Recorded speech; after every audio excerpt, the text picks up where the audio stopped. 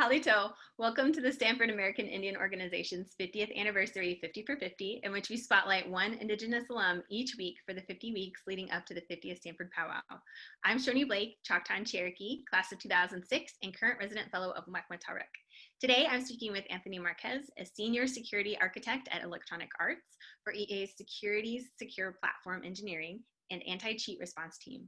Anthony received his bachelor's in electrical engineering from Stanford in 2006, his master's in MS&E from Stanford in 2008, and his master's in education from Arizona State. Anthony, thank you so much for joining me.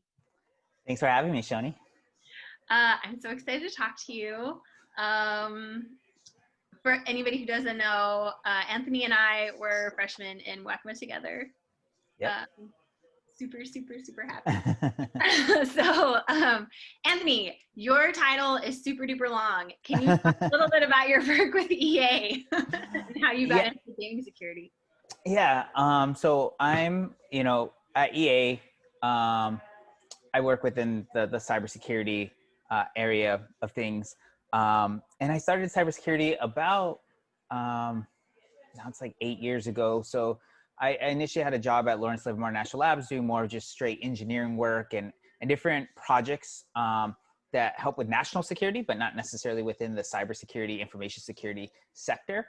I was very fortunate that I had a startup, Praetorian, headhunt me looking for some of the early individuals to start the company. I ended up working there and got hired as the third technical individual.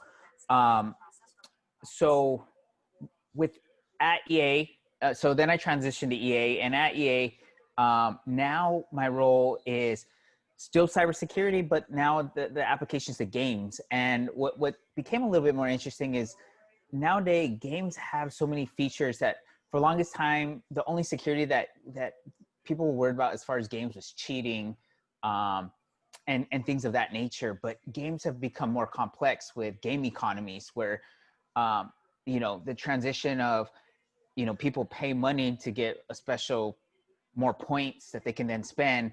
And that's digital money, digital currency. And so games became more of a target for cybersecurity type attacks. So they needed more cybersecurity type people. And so, targeting individuals such as myself with cybersecurity background. So that's how I got pulled into EA, and then thus the gaming industry and looking at the cybersecurity from that area, from that sector. Can you talk a little bit about your experience at Praetorian when it was a startup, and what was it like getting that company up off the ground?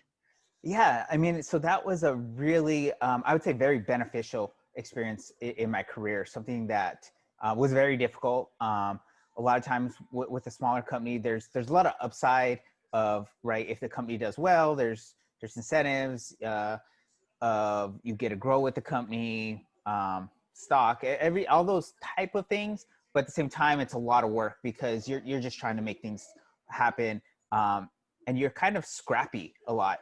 And so that experience also allows you to, in many cases, wear a lot of hats. Where when I compare my experience to the other two places I worked at, you kind of get hired into a role and you kind of specialize and work specifically in that role, like now at EA. But at Praetorian, there's just so many different things that you need to do within that opportunity. So in my case there, I was doing everything from project management, product management, to just my normal technical work of penetration testing, security reviews, architecture reviews. And in addition, I eventually became a people manager because we were missing that, we had a void there and we need managers. So I wore multiple hats while there, and development. And so that overall experience allowed me to really round out my skill set, get a variety of skill set. And at the same time, you get a lot of enjoyment of just helping to build something out and having a lot more autonomy and control over, in the end, how you're structuring your workplace, company culture, all sorts of things. So one of the things in your bio is that you're an offensive security expert. What does that mean? So in cybersecurity, you have defensive security would be more of like what people think of like a firewall or something that's protecting your computer, antivirus. It's where it's more defensive, and so companies. So Praetorian itself, a lot of this work that I specifically did was around offensive security. So that's like ethical hacking. So essentially, I was getting paid to go to a client, whether it be a big bank company, um, tech companies, startups, and you essentially they want to know how secure is our stuff, and you're demonstrating that by hacking it. And so it's a different mindset of thinking about like you're sitting in the mind of a hacker and you're thinking of how would I get to the most valuable resources of whatever software of services this company is providing. And so you're approaching it from that aspect.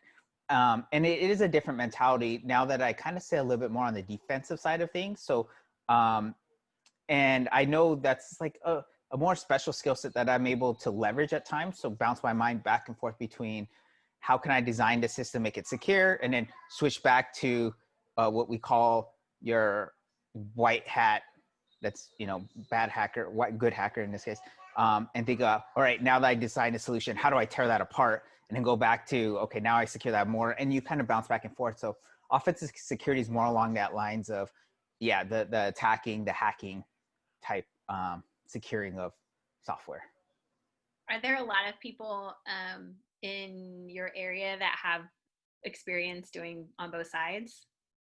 Not as much. There are some people, but when it comes, I think overall, I think it is a benefit that I have. It's something that I do leverage a lot. I do, because sometimes for a lot of people talking about within cybersecurity, you kind of will talk about security controls and designing a system and making it secure, and you kind of realize that sometimes the individuals talking within that realm don't probably have the experience of understanding like truly how you would break it. And so I'll see that come out sometimes in conversations, where and it also helps communicate probably impact and reality, put some of these technological terms, and a lot of times we deal with theoreticals, but put in reality when I can actually do it and demonstrate to them, hey, like here's just like a proof of concept. I'm showing you how I could break it, or here's like indications that how I'd break it.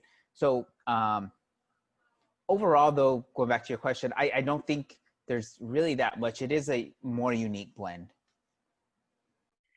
Is there anything that you're working on right now that you can tell us about?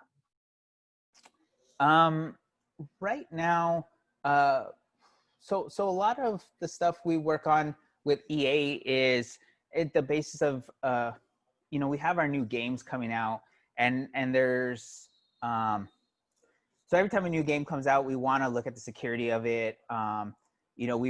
Most recently released like Madden. That's one that EA puts out every year, Madden football. We also released FIFA. That's probably one of our bigger games. And so I would say like probably, so I'll kind of go through some of those games and different development. So I guess those are some of the things I've worked on more recently, is like looking at how those systems, how those games, just the annual releases on the games, the new features that come out with the games.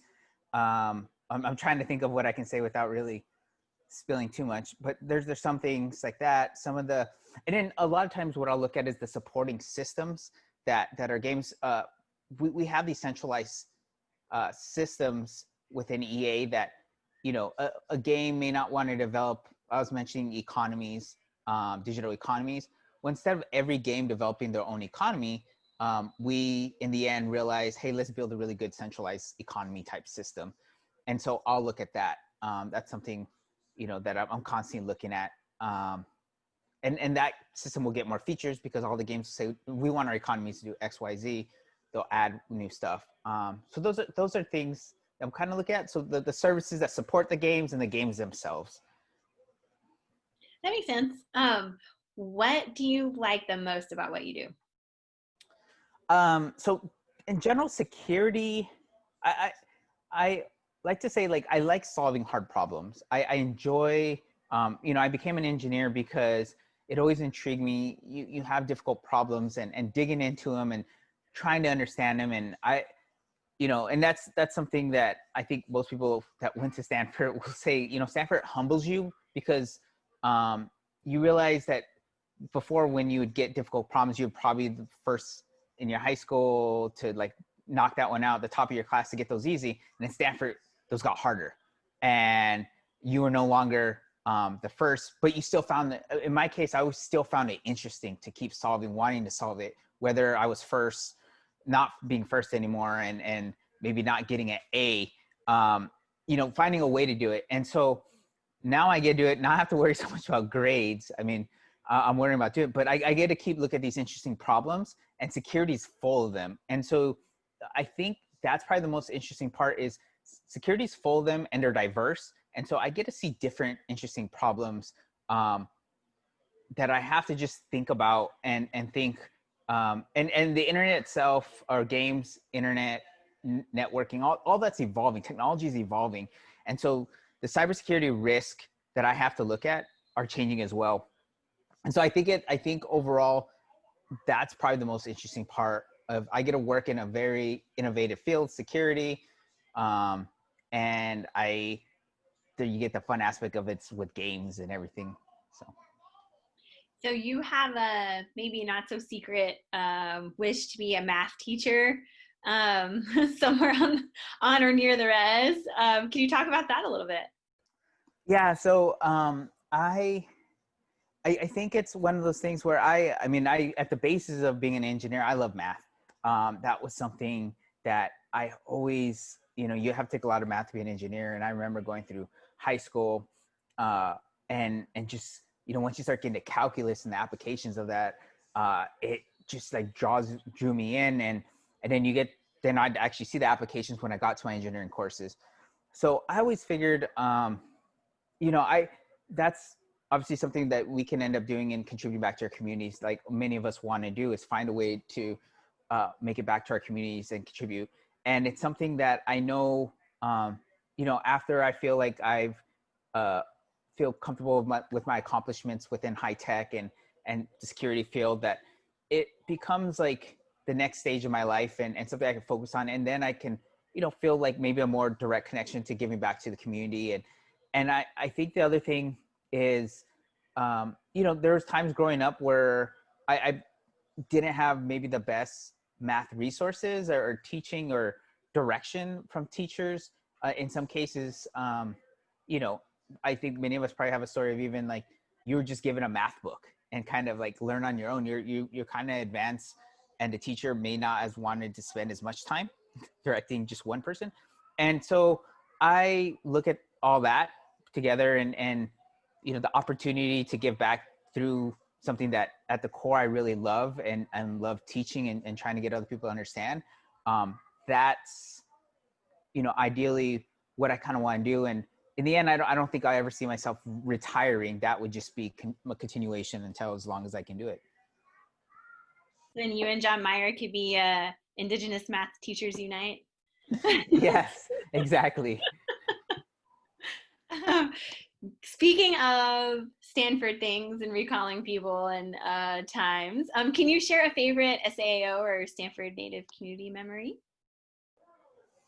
God, there's a lot of, I mean, I think I know. So I spent a lot of time. I mean, there's a lot of time with the house, whether it be, as a freshman and kind of just experiencing Stanford for the first time, all the unique things that go on, having fountain hopping and walking down a full moon and quad as a group and kind of, things like that, that's interesting. And I mean, that's happening within the community. To different events of,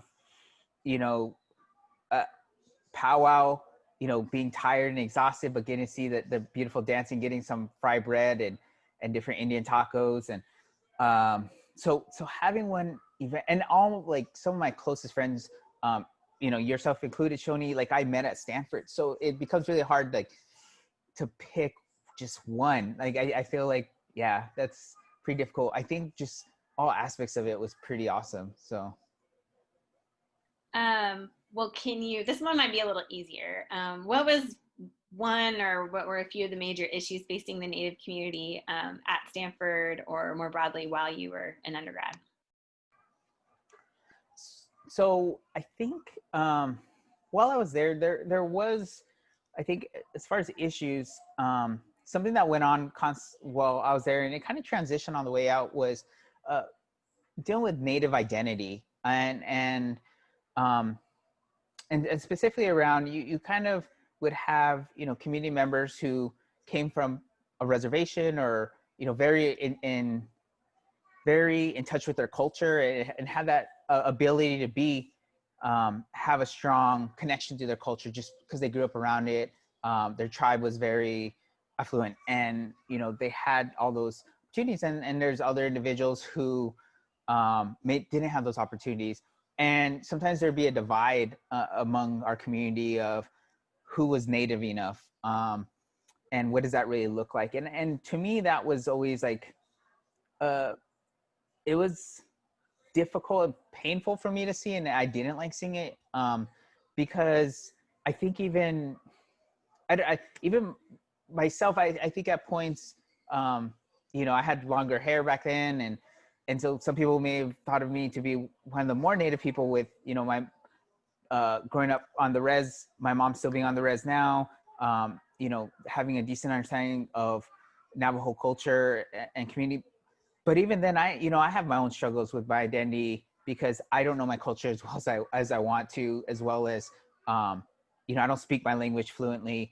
And so overall that topic, it always like, it hurt me that we divided each other up so much more than we could have just worked more together. We already come from a small community. Why divide ourselves up more? And so during my time there, I know myself and then a lot of the other people I hung out with, we tried to make the best effort to always be welcoming to anyone who had an interest in being part of the community. Fan the flames of that fire, that passion, to get them in and learn about their culture and become strong members of the community. Because, like I said, in the great scheme of things, our Native communities, we are small, and so we need everyone to work together to have these big, impactful changes. Um, what would you like to see happen in the Stanford Native community in the next 50 years? I think overall, probably more collaboration among alumni, and obviously that eventually gets trickled down to the undergrads as you're going through Stanford, and because sometimes there is that a little bit disconnect. As an undergrad, I'm pretty sure some undergrads don't know many Native alumni, or they'll see a couple of them maybe come through during alumni weekend, and that's about it. And so there's like this, and I know overall it's all, you're also very just busy as a Stanford student, and so maybe you're not thinking about that. But finding better ways to do knowledge sharing and opportunity sharing among overall community, because we're very fortunate that we all are connected through this amazing institution, and that then leads to big opportunities. And in the end, we come out, some people come out with impressive resumes, and to find ways to leverage all these people's skill sets to go back and benefit our communities in a more impactful way. Like, that's the thing I want to see happen, where, you know, individuals can work together and realize the overlapping of their passions and abilities to make an impact. And hopefully we can continue having big changes back at home, back within our communities. Yeah, I hope I'm kind of there too. I hope this 50 for 50 is maybe a step to at least knowing that we have some super cool people like Anthony Marquez out there doing really neat things. Oh, hey, it's a baby. Yeah, my daughter's kind of flashing. She wants to say hi. I think she's about to go to sleep. Oh, So she can I'll let her peek too. This is my daughter, Alessandra. Hi, Ollie. Hi. Daddy's giving an interview right now. So I'm gonna have to put you down. Say bye. Good night.